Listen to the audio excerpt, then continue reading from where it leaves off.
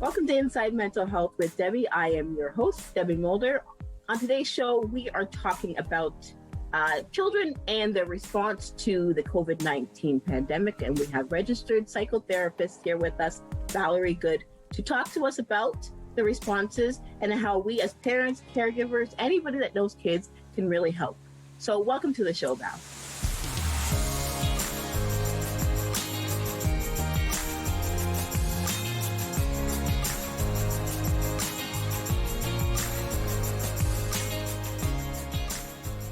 Valerie, thank you so much for being on the show today. And you've such an important topic to talk about. So I'm so glad to have you here. Yeah, thank you so much for having me, Debbie. I'm so excited to talk about some of the things that have been on my heart as of late. Thanks. So what issues are you noticing our COVID response is having on children and youth? Well, what I'm noticing is that with COVID, we're really working hard to kind of battle against this virus and getting it under control. And you know, our efforts are something to be celebrated for sure. But what's happening on the other end is that these responses, the stay at home, the masks, you know, constantly alert to COVID protocol, it's causing a mental health pandemic in our kids. And parents and teachers, caregivers, we can see it. We're concerned about our kids. And while we're happy to get this virus under control, we also need to be looking after our children's mental health as well. Yeah, absolutely. Why are these responses happening in our children and youth? And we know that they happen in adults. Why are they happening in kids? Well, our kids are stressed as well. And it's harder for us as adults. We can see it in ourselves. Sometimes we can't, but often we can identify, I'm doing that because I'm stressed. But for our kids, it's harder to see what is happening are actually stress responses.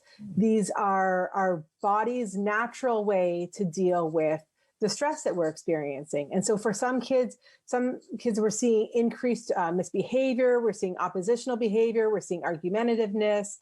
Parents are saying, you know, my kid was kind of average. I mean, all kids misbehave some of the time, but my kid was kind of average misbehavior. And now it's just a lot more misbehavior, a lot more argumentativeness.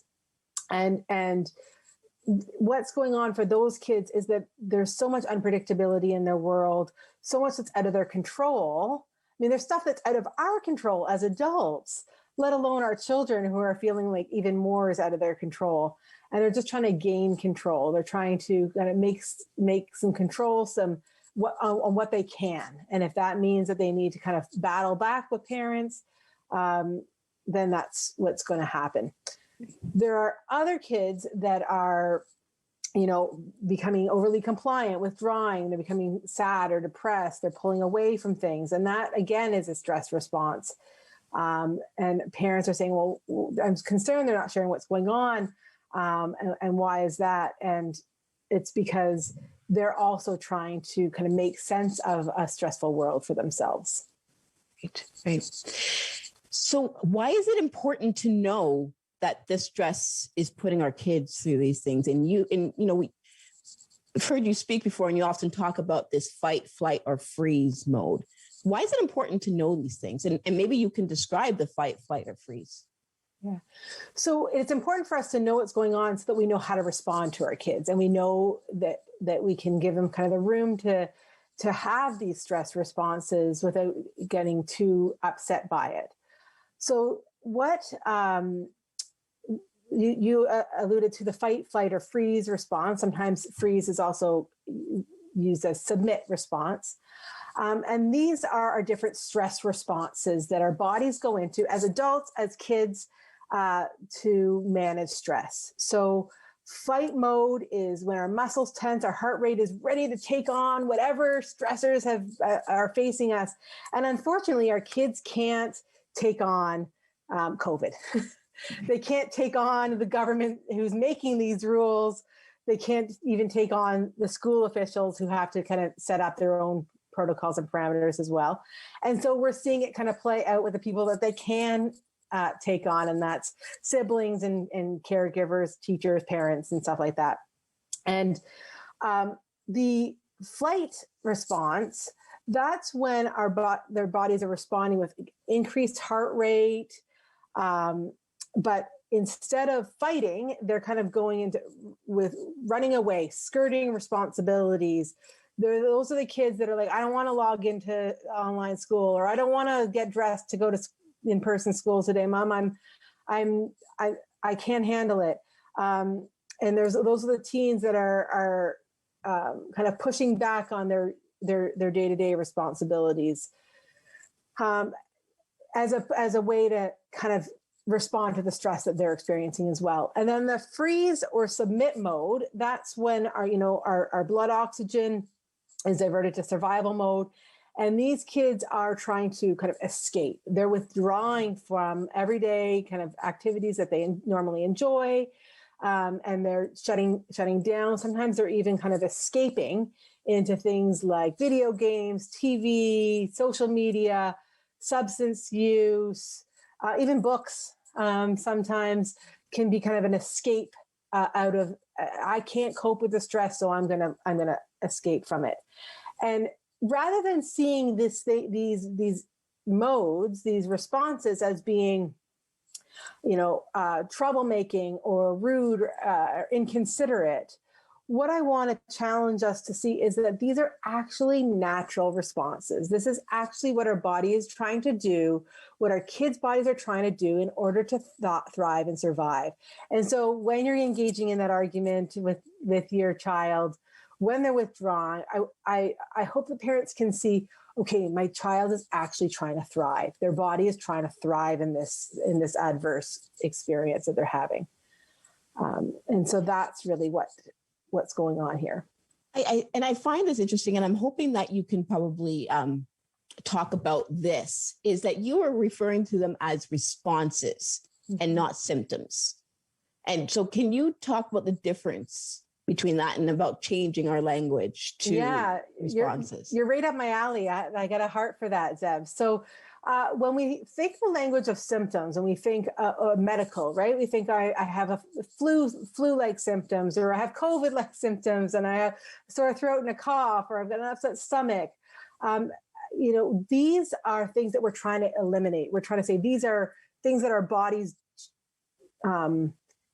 we don't want to have around. And so we take a cough medication to eliminate the symptom.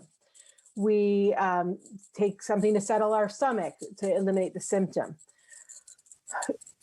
Why I like the word responses is that it allows us to think of it as a way of, these are supposed to happen and we want them to happen. We want our kids to do actions, do behaviors, have attitudes that are meant to help them thrive and survive during stress. We don't want to shut those things down. Now, that's not to say that we don't want to shift them, because we don't want to constantly getting in arguments with our kids. We don't want to constantly, have our kids withdraw and not be a part of the family. But we need to see them as being helpful and as being helping them to kind of to thrive and survive in spite of things. And so that's why I like to use the word response over kind of symptom. Okay. Yes. I love that, because we need to understand the difference and really erase that stigma around how these kids are responding.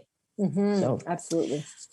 So how is COVID-19 putting our children into this fight, flight, freeze response? And I know that, we can talk about what our restrictions are in terms of keeping everybody safe, but what is happening with our kids, and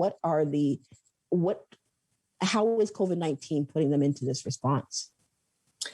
Well, what's happening is that we're having kind of double messaging about things, right? So we're saying, the world is safe, go to school, engage in life, continue to do things. We want to kind of shut down. Don't worry about all of this that's going on, because it's out of our control. And so, but then that's one message. Don't stress, don't worry, things are safe. But then on the other hand, we're trying to say to them, but put a mask on, but socially distance, but follow all the COVID protocols, because actually you can get somebody sick. Actually, they can get you sick. Your teacher's safe, but don't go near them because they might get sick. Right. So that's that. I mean, it's confusing to adults to have to live with all these mixed messages, and our kids are living with them too. Yeah. But it's even harder for them to make sense of it. Yeah. Yeah. So that's why we have these responses. This is why this is happening. So yeah, no, thank you so much for explaining that. And I think we're going to go into what can parents and caregivers do and how do they help our kids with these responses. So I think we're going to go ahead and we're going to take a commercial break. And when we come back, we're going to talk about how we can help our kids and the response to all of this. So thank you so much, Val. We'll be right back.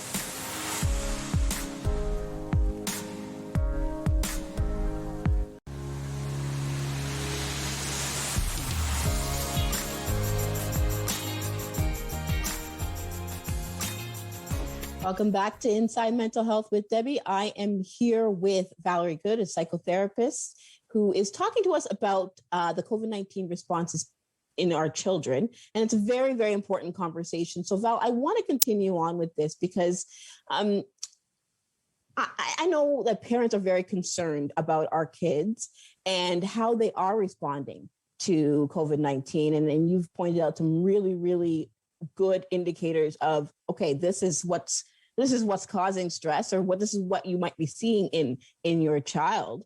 And so it's important to have this discussion, but why can't we just say to our kids, it's going to be okay. Everything is going to be okay. Why is that not an actual response that we can have?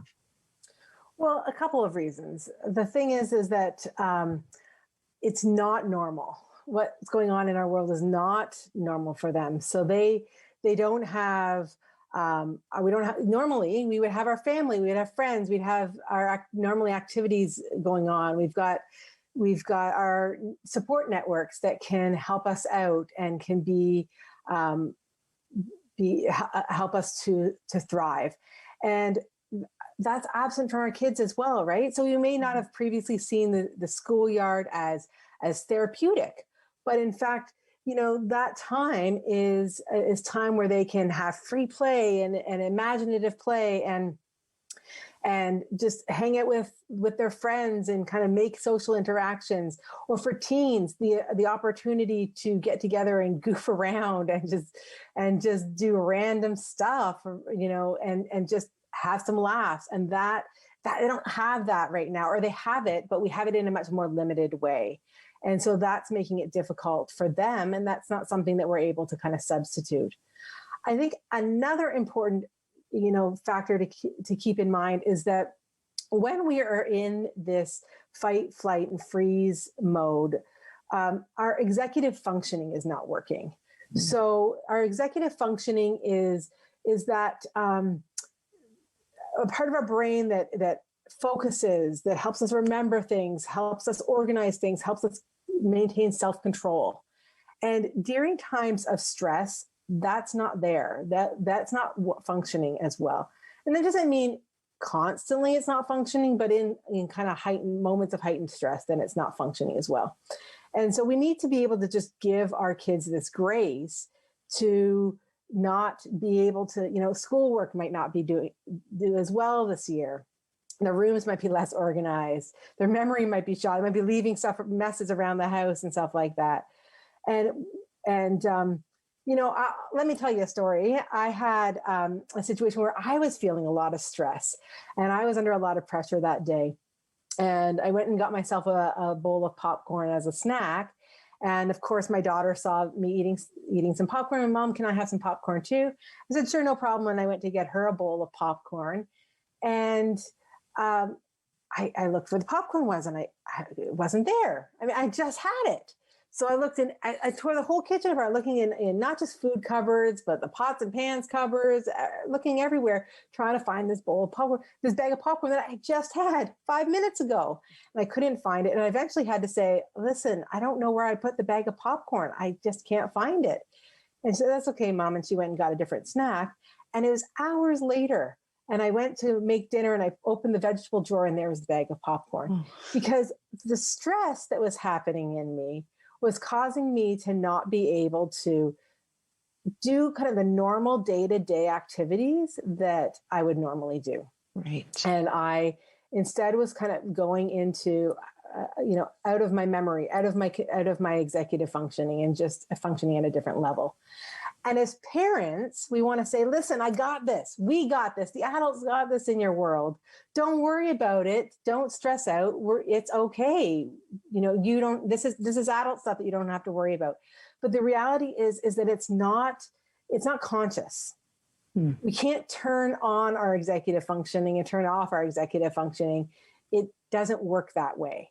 So just telling our kids, don't stress, it's not going to make it be that they don't stress, right? Because we don't have that control over our executive functioning. Yeah. So to be able to tell your kids it's going to be okay, it's going to be more than that. It's going to take a little bit more than that. Yeah. It's going to take a lot of grace. Yes. And it's going to take some intentional actions on our part as well. Yeah. Well, then let's talk about the intentional action. So what do parents and caregivers need to know about our kids' responses? Well, first of all, don't panic. These are our children's natural responses, which means that they're doing what their bodies are supposed to do in stress. They're handling it properly. When you're getting into that argument, when your teen is withdrawing, they're handling stress the way that their bodies are supposed to handle stress. That's not to say that if you think your child needs help, or it's kind of beyond what you feel like you guys can get under control, please reach out, get your child and teen help, speak to a psychotherapist and allow them to work through that, because that's part of coping and thriving in stress as well, is reaching out for help when you need it. So I'm not trying to negate that, but I do want parents to feel like, you know what, we can work through this. We can get to the other side of this mental health pandemic, and we can come out, our families, our kids can come out okay. The behaviors and the choices that they're engaging in might be frustrating and discouraging, but they're going to be okay. And we can keep working towards that. Our kids are pretty resilient. Great. So this is a question that I've been contemplating, so maybe you can help me with the answer. Is it damage done by this mental health pandemic? Is it irreversible? No, absolutely it's not. So it feels like this pandemic's been going on for a long time now, and it feels like, wow, we're never going to get out of it. And if we've been seeing some of these stress responses for that long, even on and off, it might feel like this is it. This is now what I've got with my kid. And the truth is that for the most part, it's reversible. So there are three types of stresses. There's positive stress, tolerable stress, and toxic stress. So when I'm talking about our kids having stress responses, I'm looking at responses to one of these three types of stresses. So positive stresses, a brief elevated heart rate, something our body needs for healthy development. We need to have stress as part of our development. Yeah. So positive stress is maybe getting a new pet, planning a big event, learning a new skill, sometimes even taking a test or playing in a playoff game. Those are stress points that are positive. Now, there are probably elements in COVID where our kids are just in positive stress. This is a new thing that they're trying out, right? This is something, there's a lot of new in COVID. As much as we feel like we're just sticking home and doing nothing, there's new in it as well. And so there's positive stress going on, and that's good. We need that. Then there's tolerable stress. So that's an elevated heart rate. It's a body stress response system kicking in. That's a lot more of what we're talking about here today. So, but it's generally buffered by caring adults and community. So that's where you're coming in and you're saying, listen, I'm looking out for you and I'm here for you. And that's maybe where you get, community support people involved and speak to a therapist with your child as well. And those kinds of things are like death of a loved one, illness, a fight, parents getting a divorce, struggling in school, or like a non-life threatening accident. Those are tolerable stress. So they're a little bit longer, they're a little bit more prolonged, but they are also, our bodies are healthy, and we are just going into stress responses during this time. Right. The third stress is toxic stress. And this comes when there's prolonged adversity, abuse, neglect, caregiver substance abuse, unmanaged mental illness, or significant unmanaged poverty, those types of things. And for the most part, that's not what COVID is putting us into. COVID is, we're kind of going through the highs and lows of tolerable. Most kids are in tolerable stress. So that means that they're carrying on in life, but there's the highs and lows that COVID is causing us. So, we're back and forth between in-person school and virtual school. We're stay at home, but now we can go out. Those are kind of the ups and downs of tolerable stress. And that's what we're talking about in the stress responses today. So they're not entering, for the most part, our kids are not entering into toxic stress. And toxic stress is where we get concerned. That's when we need to really look at, okay, this can cause more damaging lifelong effects. And that's not where we're at. Now, there are probably some kids and some teens that are in toxic stress during COVID.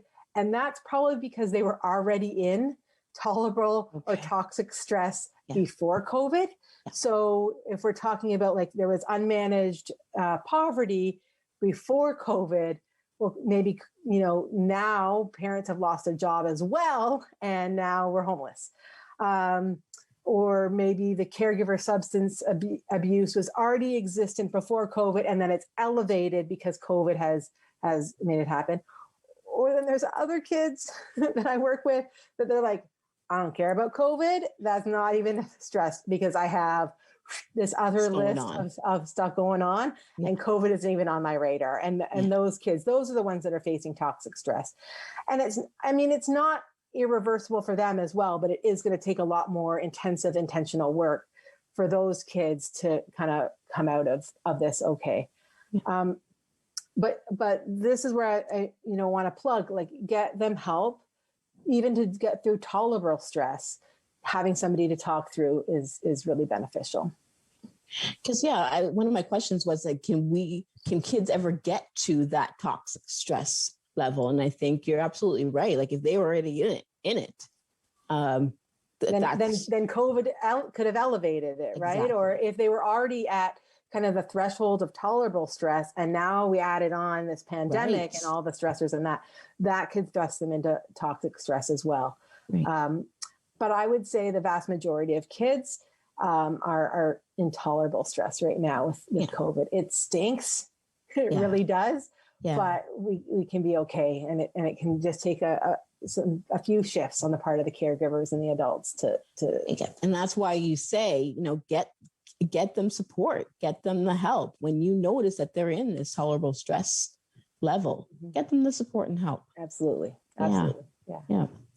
So, and maybe this goes into, my next question is, what can I do to help my child escape from this kind of survival mode that they're in?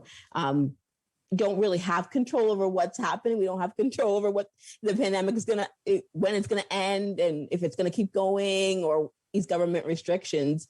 But so what can we do to help kind of escape from the survival mode? Yeah, there's lots that we can do as adults and caregivers to help our kids during this time. So one thing that I would say would be important is that we need to work to regulate ourselves. So it's not just about saying, don't stress, I got this, and then we're living in stress. We want to regulate ourselves because our kids are going to, one, model after our coping and calming activities. They're going to see us taking those breaks. They're going to see us doing what we need to do to take deep breaths and calm ourselves down. And that's where they're going to learn some of their coping and calming things from. But also our bodies are really connected. And it's really, if you've ever walked into a room where somebody's just aggravated and anxious and angry, your body goes tense as well, right? And our bodies kind of go to mirror. And that's what's happening for our kids as well. Our bodies are really connected. And so if we can keep ourselves calm, when we're dealing with our children, then their bodies can calm down too. And so, I mean, it's hard to think of when we're getting aggravated, when we're stressed, and then add on that we're stressed about our child, whether it's their withdrawing or their misbehavior, to keep our bodies calm. But that's what's going to calm them as well. Right. Another thing that we can do as parents and caregivers is to try new things. Now, there's lots that's new in COVID. Unfortunately, a lot of those new things are things that we'd rather not have to try to learn how to figure out. Yeah. But trying new things. Now, what normally happens when COVID's not around is that we're navigating new environments all the time. We go out somewhere new, and we have to get ourselves around a new environment physically. Or our brains have to navigate new puzzles or new things. And with us home so much, doing kind of the same things so much, we're not stimulating our brains in that way that's